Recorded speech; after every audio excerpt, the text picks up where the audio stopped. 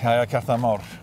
Tókstu við hérna, labbaðir hérna inn í þessa stofnun, Reykjanesbæ, fyrir 8 árum síðan og tókst við sem bæjarstjóri. Já. Og það var náttúrulega ekkert mjög glæsileg staða í bæjarfélaginu á þessum tíma. Nei, það átt að vísa til fjárhagsstöðunnar. Já. Það var margt gott í bæjarfélaginu. Fjárhagsstaða sveitarfélagsins var snúin. Og við fórum í það, stjórnendur, ég og aðrir stjórnendur, ásamt bæjarstjórn sem var einhuga, samstillt á þeim tíma í að snúa þessu við. Hvernig gekk það? Það gekk ótrúlega vel og við erum á fínu stað í dag. Og þar munaði þessa samstöðu bæjarstjórn og náttúrulega skilningur íbúanna líka. Ég held að allir átt að sjá því að það varð að vinna bæði skipulega og róttækt í málinu og það virkaði. Þið þurftu að setja á öll hæstu gjöld í flestu á íbúana og þið höfðu ekki mikla peninga til að framkvæma og hvað, fór þinn mesti tími bara í að hugsa fjármál? Já. Fundu með eftirlitsnefnd og svo framvegis? Já, og viðræði við kröfuhafa og allt þetta dótari. Ég held þú veist, ég er ekki að ljúga, ég segja 90% af tímanum og orkunni, ekki bara minni, heldur allra, fór í þetta á þessum tíma, í 4 ár. Og ekki verið kannski mjög skemmtilegt? Jú, sko, hvað er skemmtilegt? Bara áskorun og maður vel þessu viðhorf, sko. Ég þótti svona að vita sirka út í hvað ég var að fara. Þegar ég sótt starfið. Ég er ekki í pólitík, ég er bara sótt var ráðinn. Og ég þóttist vita í hvað ég var að fara og ég var búinn að velja með það viðhorf að bara hafa gaman að þessu, sko. En þið réttuðu kútnum? Já. Hvað var það sem að hjálpaði til í því? Það voru bara alls konar aðgerðir sem við fórum í. Við fórum í mikla hagræðinga aðgerðir, þannig að við lækkuðum kostnað, við jukum tekjur, við fengum leyfi hjá ráðuneyti sveitarstjórnarmála í gegnum eftirlitsnefnd með fjármálum sveitarfélaga til þess að hækka álögur, þannig að við jukum tekjur, lækkuðum kostnað og sýndu bara svona mikið aðhald í rekstri og öllu. Þannig að þetta gekk bara vel. Og svo náttúrulega sömdu við kröfuhafana líka. Við fengum svona breytingar á lánum og slíkt sem hjálpaði okkur. Það var svona talsvert talað það, veit ég svona aðeins baksins, hvernig var að eiga við kröfuhafa, lífeyrissjóði fullt af lánveitendum Reykjanesbæjar. Og núna áttir Reykjanesbær erfitt. Segðu okkur svona í trúnaði bara, eða svona okkar á milli. Við setjum þetta aðeins út. Já. Fannst þið stundum vanta upp á að þeir væru aðeins mýkri við, skilningsríkari, gefið lægri vexti, lækkuðu lánin, eitthvað? Auðvitað fannst okkur það á þessum tíma, en þeir höfðu bara mikilvæga hagsmuni að verja líka. Þetta eru lífeyrissjóðir, þetta er fólk sem er að vinna og fjárfesta með peninga almennings og þeim bar bara samkvæmt lögum að verja þetta alveg út í eitt og þeir gerðu það mjög vel. Ég get ekki tekið það, þeir gerðu það mjög vel. Hvað tók þetta svona langan tíma? Eftirlitsnefnd með fjármálum sveitarfélaga hintaði færu niður í 150% skulda, viðmið heitir það. Já. Og þið voruð í yfir 200 þegar þú gengur hérna inn á skrifstofuna. 237% var það hana í árslok 2014. Og þetta tók allt kjörtímabilið að klára þessa samninga og við vorum búin áramótin 2017-18 var þetta klárt og þá var skuldaviðmiðið fyrir að lækka talsvert. En núna í dag 2022 komin síðustu áramót árslok 2021 þetta í einhverjum 123%. Hver var lykillinn að því að þetta náðist? Það er hljóta að vera nokkur atriði. Já, það er samstaða. Ekki bara samningar við Nei, það er þetta. Tekjur jukust, þegar íbúafjölgunin var svo mikil hjá okkur. Þannig að tekjur sveitarfélagsins jukust. Við gátum samið skuldir og fengið frest og lækkun á þeim. Það var mikil samstaða. Það hefði verið mjög auðvelt fyrir bæjarfulltrúa að vera á móti og svona. Þá hefði farið mikil orka í það, en það var samstaða og skilningur bæjarbúa. Þetta hjálpaðist alltaf. Það er ekkert eitt sem ég vil svona hengja þetta á, heldur er þetta mörg atriði sem betur hefur gengið upp.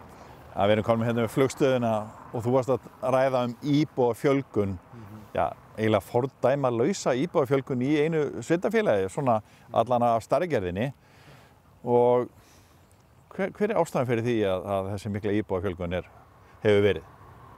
Sko, á tímabilinu frá 2014 til ásloka núna síðast, 2021, þá hefur íbúum fjölgað 35% á þessum tíma. Þetta eru á 17.000 manns sem hafa bæst við hérna inn í samfélagið Reykjanesbæ. Ástæðan fyrst og fremst mikil atvinna á þessum fyrri hluta þessa tímabils þó að síðan hefði orðið hérna erfitt á síðari hlutanum í kjölfar heimsfaraldurs og það allt. En fyrst og fremst var þetta fólk sem var að flytjast hingað út af vinnu en líka því að það var hægt að fá hér húsnæði á hagstæðu verði í samanburði við höfuðborgarsvæðið. Það kom náttúrulega smá bakslagur hérna fyrir 2019 fellur Vá og atvinnustigið fer niður tæpu ári síðar dettur inn í heimsfaraldur. Hvernig hefur verið að reka sveitarfélag á þessum tíma? Sko, atvinnustigið fór niður atvinnuleysi fór í 26% eða ekki? Auðvitað var það erfitt, ekki bara svona rekstrarlega heldur líka bara fann maður til með öllu fólkinu sem var atvinnulaust og að missa lífsviðurværið og það var mjög erfiður tími. Sem betur fer þetta að snúast í rétta átt núna. En í upphafi kjörtímabilsins sem nú enn ljúka, 2018 var allt í blóma hérna. Þá var þessi operasjón hér í flugstöðinni, í flugi, millilandaflugi, þetta var allt á flegi ferð. Svo bara byrjar hérna síðar hluta 2018 fer Vá að draga saman og enda svo með gjaldþroti í mars 2019. Kemur eins og þú segir heimsfaraldur 2020 og svo eldgos 2021 og þetta einhvern veginn, botninn fór mjög fljótt úr þessu. Þetta var mjög erfiður tími, jarðhræringar og þú veist maður þurfti að skipta fókus og almannavarnir og allt þetta dót. En nú erum við að pikka upp aftur þannig að ég held að þetta hafi bara verið ágætur skóli og sérstaklega COVID, þú veist, það var ekki allt slæmt við það því að það ýtti okkur út í að gera hluti bara í stafrænni þróun og fjarfundatækni og öllu þessu. Ýtti þessu kerfi bara neytt okkur til þess að taka ákveðin skref í það átt sem hafði verið í undirbúningi en allt á hægt á þeim tíma. Og það í þessari miklu fjölgun hefur komið mikið af ungu fólki eða ekki inn í sveitarfélagið og þið eru með mikið af ungu menntuðu fólki núna hjá Reykjanesbæ í vinnu þannig að hvert þeirra viðhorf til þessara mála? Já, þau eru öll þarna, það mikill munur á kynslóðunum sem eru segjum hérna komin yfir miðjan aldur og svo unga fólkinu á bara væntingum og viðhorfi til starfa. En svo erum við líka ungt samfélag, við erum með mjög mikið af fólki, svona yngra fólki sem með börn á leikskólaaldri og grunnskólaaldri og það á jafnt við Íslendingana sem og erlenda vinnuafli sem að koma. Það líka með börn á skólaaldri og það fylgja því miklar áskoranir líka. En talandi flugstöðuna sem langstæðsti vinnuveitandinn hérna. Þið hefur verið að ræða það í bæjarstjórninni að svona einn af veikleikum svæðisins sé kannski of einhæft atvinnulíf. Hvaða ráð eru í því? Já sko, það hefur verið svolítið okkar hlutskipti. Ég meina, þetta var mikið sjávarútvegssvæði Suðurnesja hérna á mjög síðustu öld. Og svo var varnarliðið gríðarlega stór vinnuveitandi. Svo fer hann og fer varnarliðið og þá það náttúrulega áfall. Svo flugvöllurinn núna talið vera uppspretta næstum því helmings allra efnahagsumsvifa á svæðinu, beint eða óbeint. Og þegar hann svo gott sem lokar hérna út af heimsfaraldrinum og þá náttúrulega hittir það okkur mjög illa. Nú þetta allt að pikka upp aftur og atvinnustigið hérna að lagast mjög hratt og fólk fær vinnu hér og það eru mikla framkvæmdir hérna líka og það allt á fleygiferð. En til lengri tíma væri betra ef þetta gæti verið svona jafnari, gæti verið með eggin í fleiri körfum eins og maður notar nú svona klísju sko. Og hvað þarf að gerast til þess? Við getum ekki fækka störfunum og flugvöllurum, en ef við ætlum að minnka hlutfallið, þá þurfum við að fjölga íbúum enn meira. Þannig að flugvöllurinn vegi vikti minna inn í heildinni. Og þá erum við að reyna og erum að skapa það fullt af skemmtilegum atvinnuverkefnum í undirbúningi og gangi núna, komið mislangt. Þannig að við erum að vinna í þessu og kannski nefna bara þessi tengist á flugvöllurinn sem þetta nærsvæði flugvallarins sem við erum að skipuleggja með Suðurnesjabæ og Ísafja og Kateko. Og þar verða fjöldi alveg splunkur nýrra atvinnutækifæra í framtíðinni fyrir unga fólki okkar.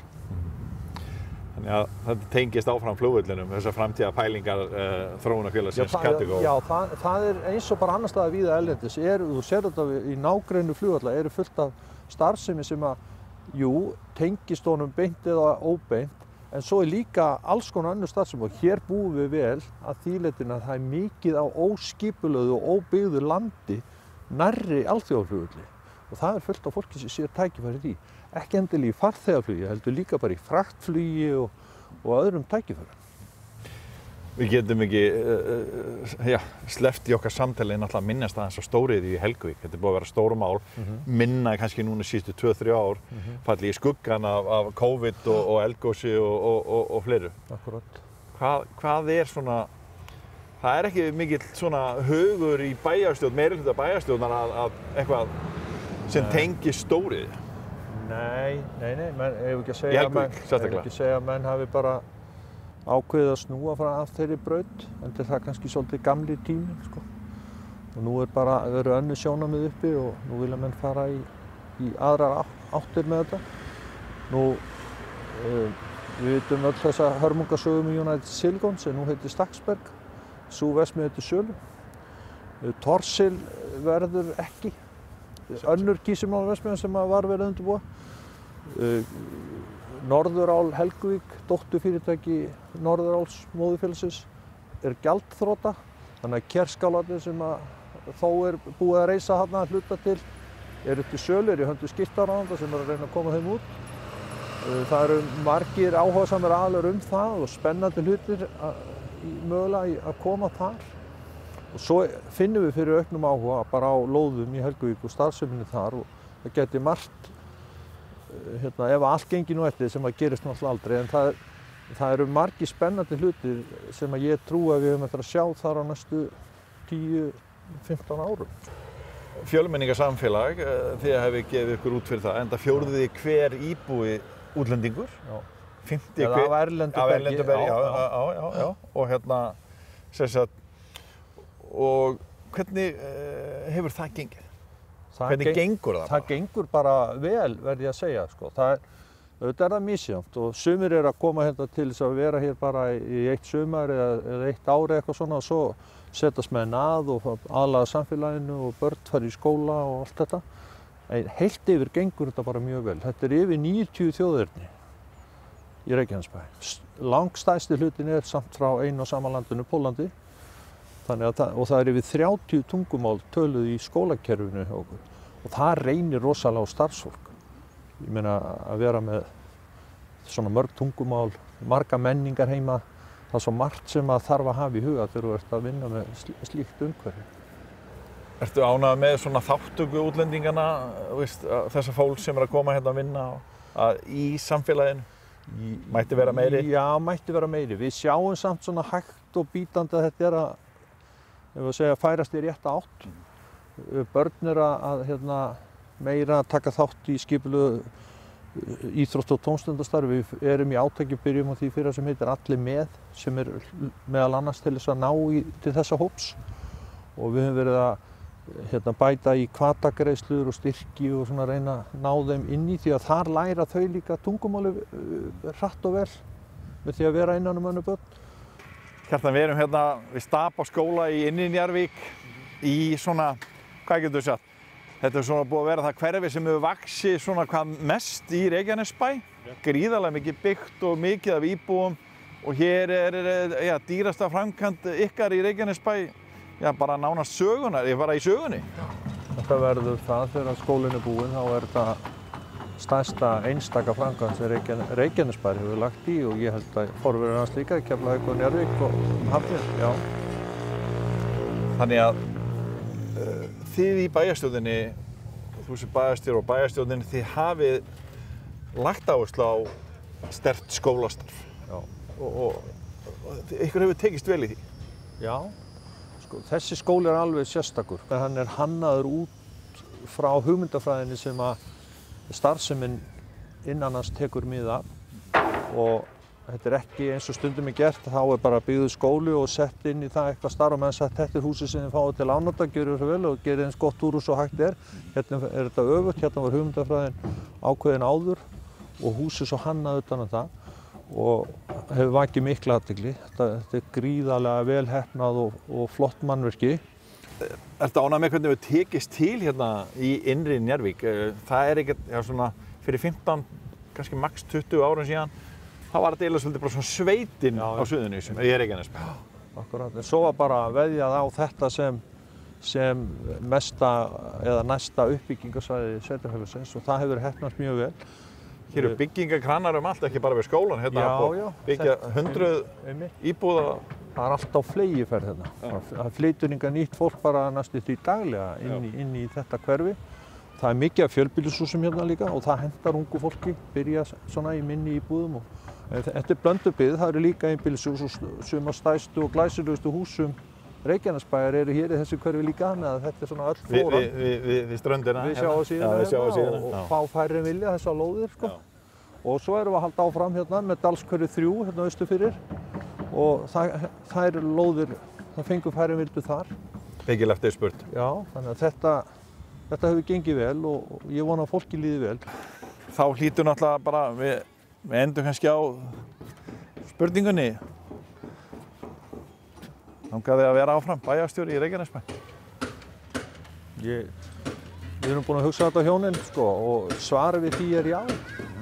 Við erum til í þetta áfram. Þetta búið að vera oftar skemmtilegt en ekki.